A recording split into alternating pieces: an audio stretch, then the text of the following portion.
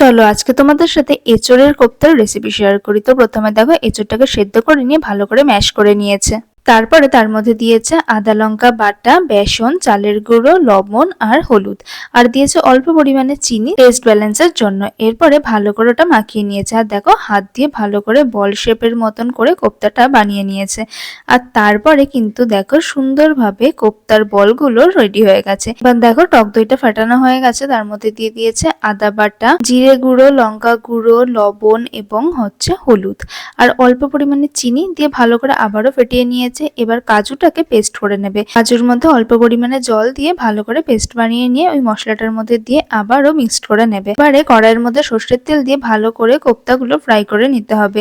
লাল লাল করে ফ্রাই করে নেবে, আর বেশি নাড়াচাড়া করবে না, তাহলে ভেঙে যাওয়ার চান্স থাকতে পারে।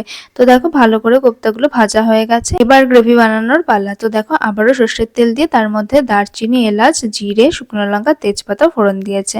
দিয়ে ভালো করে একটুখানি নাড়াচাড়া করে নিয়ে দিয়ে দিয়েছে আলুগুলোকে ভালো করে ভাজবে নুন আর হলুদ দিয়ে।